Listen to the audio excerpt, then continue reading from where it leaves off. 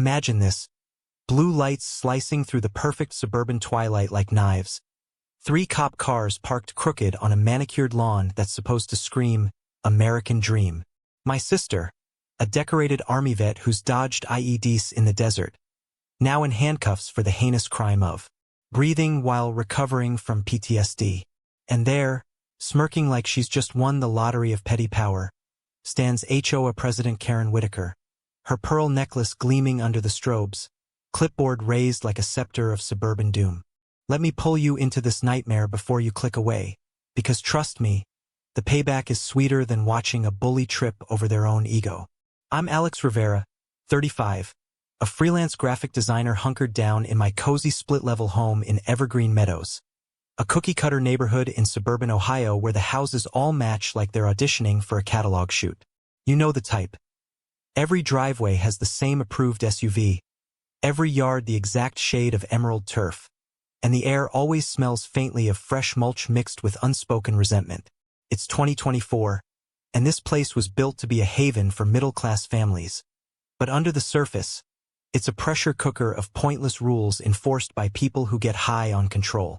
My sister, Lena, 29, showed up at my door 3 weeks before the chaos erupted, her duffel bag slung over one shoulder like it weighed nothing, though I knew it carried the ghosts of 2 tours in Iraq. Medically discharged after a blast that left her with shrapnel scars and nightmares that make her flinch at car backfires.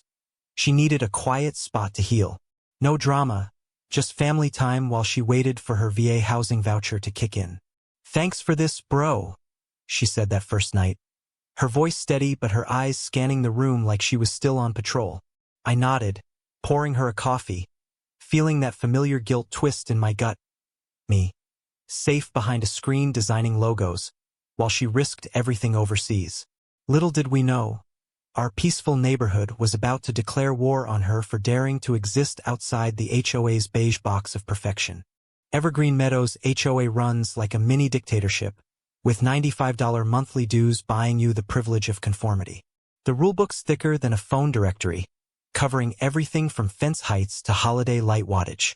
Most of the 52 residents toe the line, whispering complaints over backyard fences but never rocking the boat. Every Wednesday morning, the leaf blowers hum in unison, a symphony of submission that drowns out any hint of individuality. The community pool sparkles with chlorine so strong it could strip paint, and the fake fountain in the park burbles endlessly, masking the tension bubbling underneath. At the helm of this absurdity is Karen Whitaker, 54, a former real estate agent who retired early and now treats the HOA presidency like her personal fiefdom. Picture her.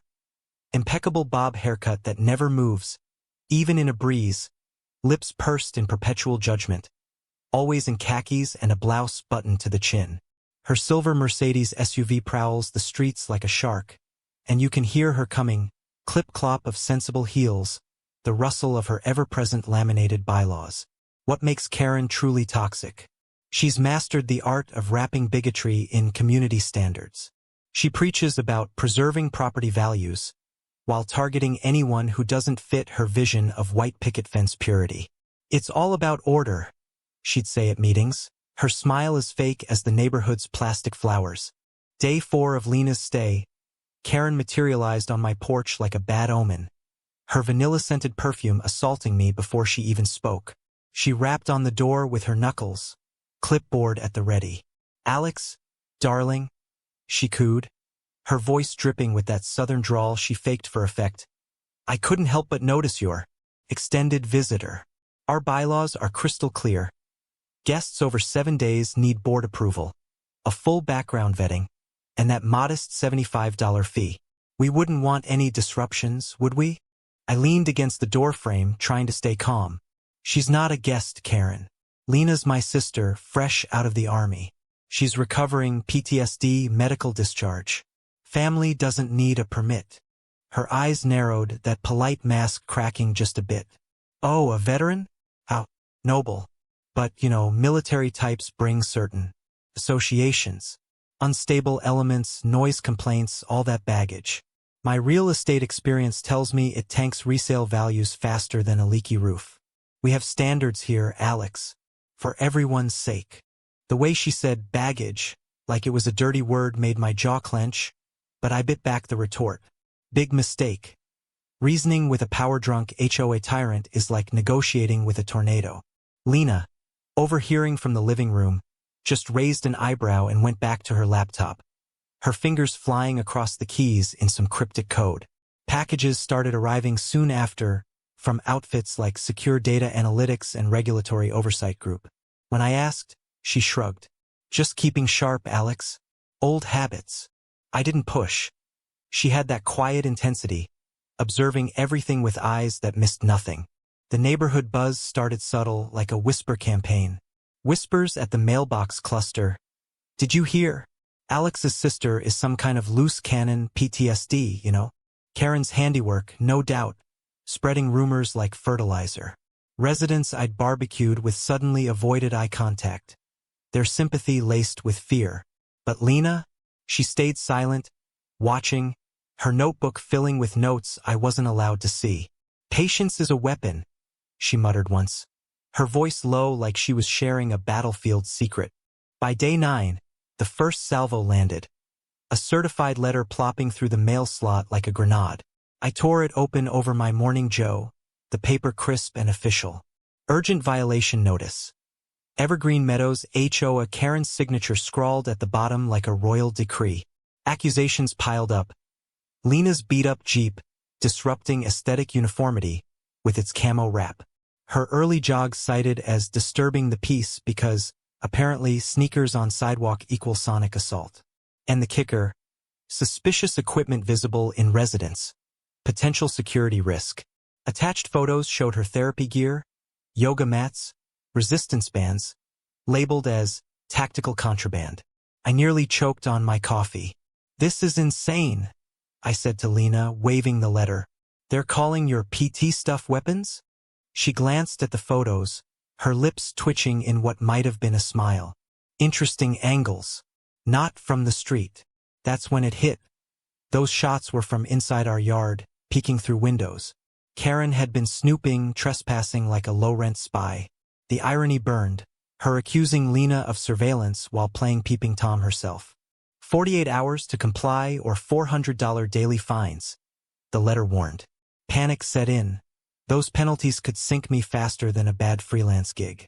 I hit the books that night, my home office lit by the glow of my screen, fingers raw from scrolling legal forums. Remembering a buddy's fair housing fight, I dug into federal law. Jackpot, the Fair Housing Act and ADA crush HOA nonsense when it comes to disabilities. Lena's gear? Protected accommodations. Messing with a vet's recovery? Civil rights violation territory, with fines that make HOA slaps look like chump change. I drafted a response, attaching proof of Karen's trespass via our security cam timestamps, CCing the state HOA oversight board. Game on, I whispered, hitting send.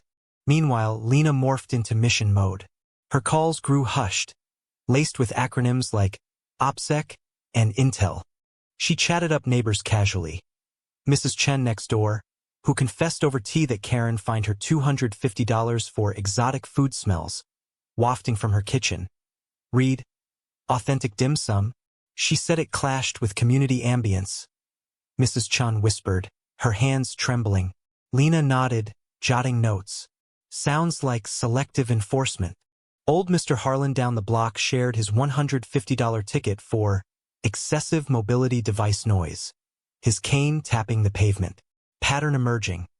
Karen preyed on the different. Immigrants, seniors, anyone not fitting her mold.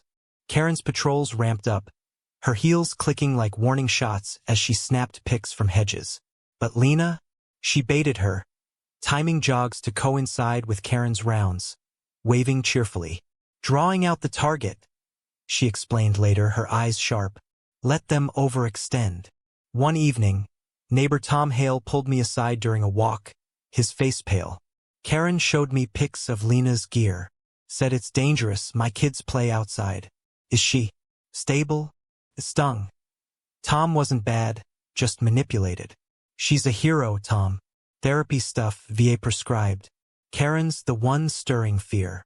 That night, I overheard Lena on a call. Asset profile complete. Patterns confirm bias. Recommend federal escalation.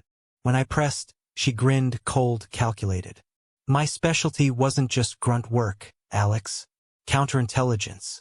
Spotting threats, building cases. Karen's handed us the rope. Now we hang her with it. Day 16 dawned with a bang. Literally. The door pounding like a battering ram. I stumbled down in pajamas, peeking out to see Officer Daniels, a local cop I knew from block parties, shifting uncomfortably. Karen hovered behind, eyes gleaming. Wellness check, Daniels muttered. Report of erratic veteran behavior. Potential threat. Erratic, I echoed, opening the door. Karen pushed forward, her voice a hiss. Those dawn patrols of hers? Recon on families. That equipment could arm a militia. We have standards, officer. Children at risk. Daniel sighed, clearly skeptical. Ma'am, jogging ain't a crime. Lena appeared, calm as ever, handing over VA papers. Everything's documented. Want to see my Purple Heart too? Daniels reviewed, nodding. Looks good. But false reports? That's trouble, Mrs. Whitaker. As they left, Lena checked her watch. Predictable. Right after my run. Then the reveal. I'm trained in this, Alex. Surveillance detection. She's the amateur. I've got her patterns logged. She showed me her dossier, timestamps, photos of Karen's creeps, neighbor testimonies. She's not just petty. She's discriminatory. And that's federal. The split deepened. Some neighbors sided with Karen's fear-mongering emails. Protect our haven from instability. Others whispered support. Tom sent an apologetic text. Mrs. Chun baked us cookies. Lena stayed patient, her calls now mentioning regulatory allies. Government hates vet harassers who leave paper trails, she said, smirking. Day 23, financial blitz. Another letter, thick as a brick, demanding $1,500 in fines. Lena's blackout curtains, violating light standards, PTSD sleep aid, her online classes, unauthorized business, deadline or lien on my house. Stress peaked. Letters timed to interrupt my Zoom calls. Karen's real estate savvy weaponized for max disruption.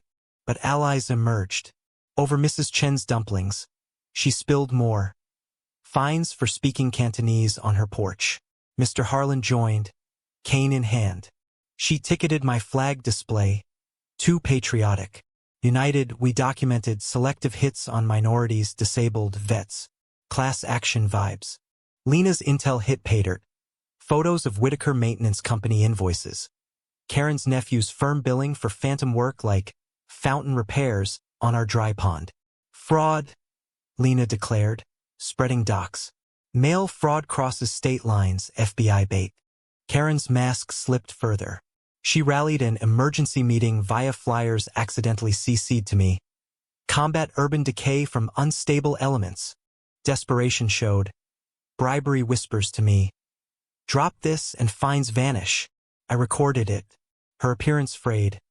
Bob wilting, nails chipped. Neighbors distanced. Barbecues turned tense, her isolation palpable. The climax hit like a storm. Day 30. Sirens wailed. Cops swarming our drive. Daniels again, grim. Threat report, veteran plotting elimination of targets. Karen beamed, accusing Lena of violence based on overheard jargon. But we were ready. Lena presented recordings, VA clears her dossier. False flag, she told Daniels. She's planting evidence, check our bins. Sure enough. Bogus, suspicious items Karen snuck in, caught on cam. Daniels' face hardened. This is tampering, ma'am. The meeting she called became her undoing. Community center packed. Air thick with coffee and anticipation. Karen strutted in, attorney in tow, vanilla cloud choking the room. Fellow residents, she boomed, projecting slides of Lena's threats. Jogs as ops. Therapy as arms. This infiltrator endangers us all. Her instability demands expulsion. For order. I stood, voice steady. Karen, your order is code for discrimination. We've got proof. Lena fired up her projector, military crisp. 3 years of fraud. Fake bills from family firms, $52,000 siphoned. Slides rolled. Invoices for ghost work, targeted fines on undesirables. Mail fraud, civil rights breaches, federal crimes. Gasps rippled. Karen sputtered. Lies. Military conspiracy. But the Fed agent in back stood. Investigation confirms. Assets frozen. Votes flew. No confidence. 48-2. Karen deflated. Attorney fleeing. Her breakdown. Denial. Please. Rage. Hilarious if not so pathetic. 6 months on. Evergreen Meadows breathes free. Karen got 4 years federal time for fraud. Restitution wiping dues for 2 years. Funding ramps and scholarships. Her Mercedes auctioned for a vet fund. Mrs. Chen's now treasurer transparent as glass. Tom heads maintenance, no scams. Property values soared with inclusive vibes. Diversity fest instead of diktats. Lena joined a fraud task force, her skills busting HOAs nationwide. Testified in D.C. are mess-sparking laws. Me led the board briefly, confidence blooming. Kids play freely, elders chat in native tongues, vets honored. But here's the kicker. In a world where community masks control, was Karen the real threat, or just the symptom of a system that lets petty tyrants thrive? True or false? HOAs protect us all or empower the worst among us? Drop your take below. Let's debate who the real villains are.